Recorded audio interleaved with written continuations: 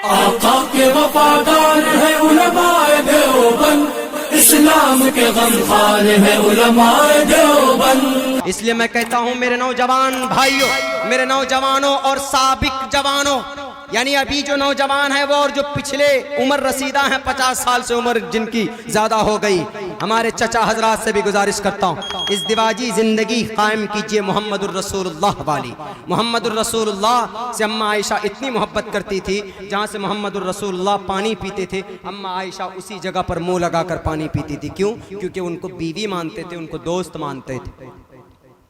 जी, कबड्डी भी खेला मोहम्मदुर रसूलुल्लाह ने, टूर्नामेंट आज है अपनी बीवी के साथ में। ये फ्रैंक रिश्ता किसी का नहीं।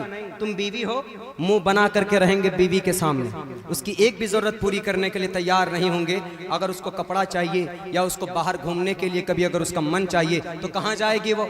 आप तो कहते हो अर्रिजालु क़व्वामून अलन निसा, हम तो औरतों के ऊपर सरदार बनाए गए हैं, हाकिम हैं। तो हाकिम हो तो हाकिमियत का फरीजा भी अंजाम दो, अदा करो। अरे तुम खाते हो बाहर जाकर चिकन चिल्ली, अपने बीवी के लिए नहीं ला सकते तुम पैक करके? अपने बीवी को नहीं बोल सकते तुम आई लव यू?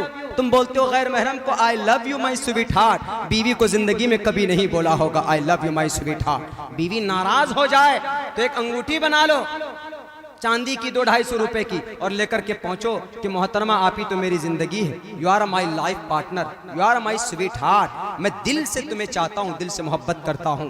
अगर आप इस तरीके से अगर अपनी इज़्दिवाजी जिंदगी को अगर पटरी पर लाएंगे तो मैं कसम खाकर और पत्थर पर लिख कर देने के लिए तैयार हूं, कभी भी तलाक की नौबत नहीं आएगी। 3 महीने में एक बार बीवी को बिठाइए, गाड़ी पर ले जाइए, कहां सीतामढ़ी, मुजफ्फरपुर, पटना, शॉपिंग करा करके लाओ। ये इस्लामी मिजाज है।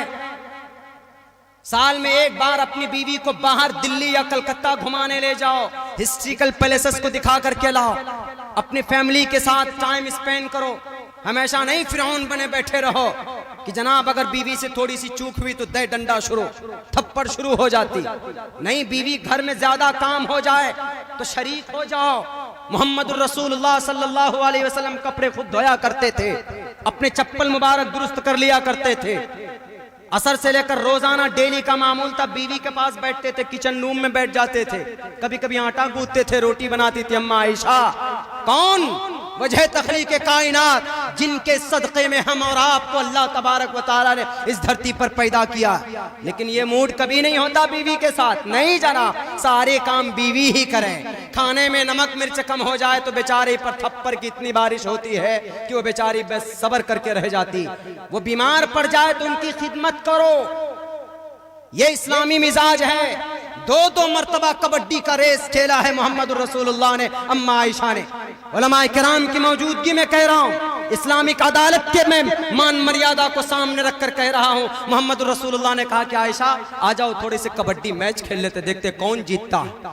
काफिला चला गया, पॉइंट बनाया गया, दोनों के अंदर 1 2 3 करके रेस लगाया गया। अम्मा आयशा जीत गई पहले मर्तबे में, मोहम्मद रसूलुल्लाह आ गए। अम्मा आयशा खुशी मनाने लगी, वी वन द मैच, मैं जीत गई, आप तो हार गए।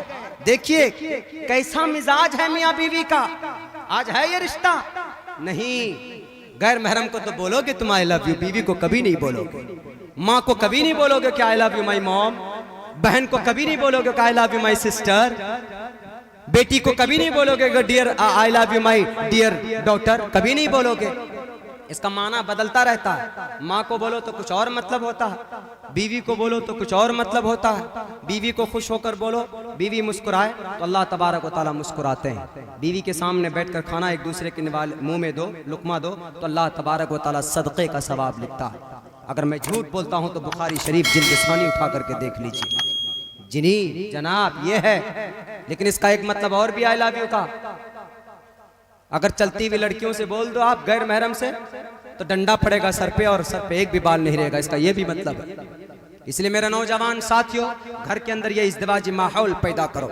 अगर हमने अपनी शरीयत को ढंग से उस पर अमल करना सीख लिया तो दुनिया की बातिल ताकतों से रब खुद निमट लेगा। इन्ना नहनु नज़्ज़लना ज़िक्र व इन्ना लहू लहाफ़िज़ून। चलिए इस आयत की तशरीह में करके इसके ऊपर जो गलत फहमी वो ख़त्म करके मैं अपनी जगह लेता हूँ। फ़क़्तुलुल मुशरिकीन हैसु वजदतुमूहुम, what do you mean and what is the meaning of this आया? इस आयत का मतलब क्या, इसका अर्थ क्या? मोहम्मदुर रसूलुल्लाह जब मदीना पहुँचे तो 10 साल का एग्रीमेंट हुआ। क्या एग्रीमेंट?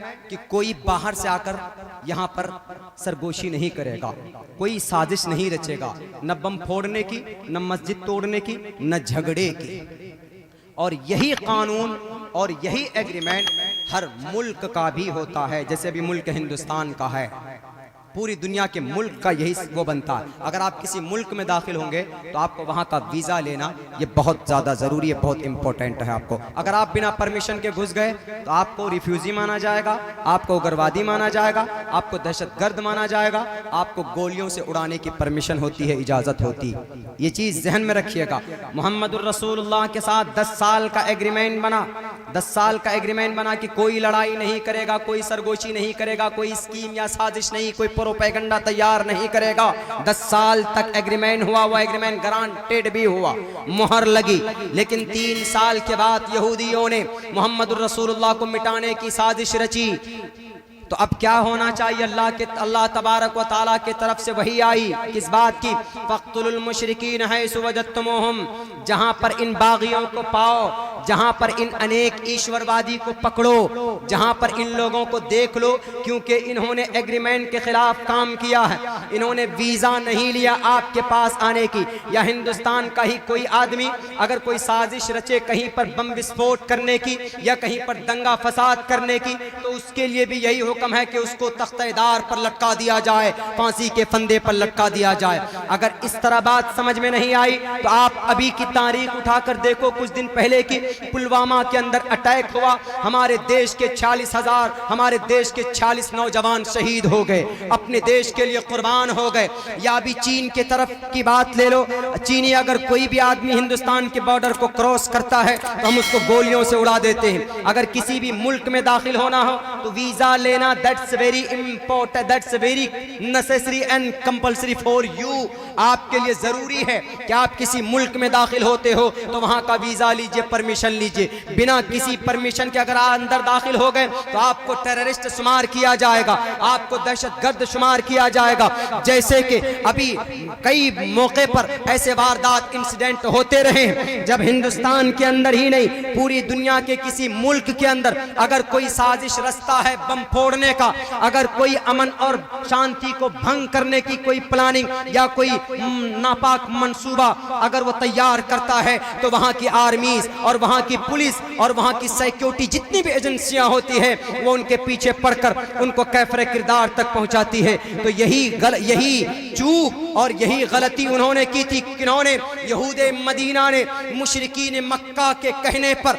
तो जब आज की तारीख में अगर दुश्मनान हिंदुस्तान को पकड़कर जब हम उनको गोलियों से भून देते हैं और गोलियों से भूनने वाले को गोल्ड मेडल दिया जाता है, उनको सम्मान दिया जाता है, पेट में दर्द नहीं होता, तो मोहम्मद रसूलुल्लाह ने इसी तरह अमल किया था कि मदीने की अमन और शांति को भंग करने के लिए बाहर के कुछ फिरका परस्त लोगों के लिए जो अमन को खत्म करना चाहते थे, जिन्होंने उस एग्रीमेंट को तोड़ा था, अल्लाह तबारक व तआला ने कहा कि फ़क़्तुलुल मुशरिकीन। हमारे हिंदू भाइयों 3 मरतबा सुन लो, 3 मरतबा इसको अपने दिमाग में बिठा लो कि कुरान करीम का कोई भी फरमान किसी के ऊपर जुल्म करने की इजाजत नहीं देता। बल्कि आज के डेट में इस कुरान को मिटाने के लिए वही लोग डराते हैं, इन्नन्नास क़द जमअू लकुम फ़ख़शौहुम फ़ज़ादहुम ईमाना।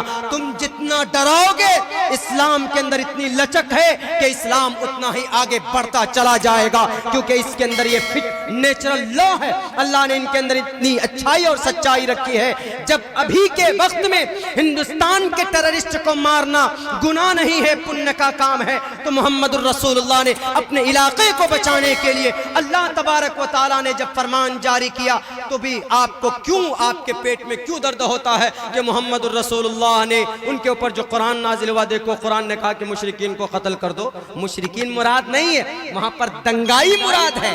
वहाँ पर फिरका परस्त लोग मुराद है, वहाँ पर तशद्दुद फैलाने वाले लोग मुराद हैं। फ़क़्तुल मुशरिकीन हैसु वजदतुमुहुम से यही मतलब है, वरना एक आम मुशरिकीन मुराद नहीं है। इसीलिए दुआ करता हूँ कि अल्लाह तबारक व तआला कुरान को सही तरीके से उन लोगों को समझने की भी तौफीक दे और हिदायत की तौफीक दे, और हम मुसलमानों को खुसूसन अपनी शरीयत पर, अपने कुरान से, नबी की सुन्नत से बेपनाह मोहब्बत करने की तौफीक अता फरमाए। व आखिरु दावाना अनिल हम्दुलिल्लाहि रब्बिल आलमीन। अस्सलाम।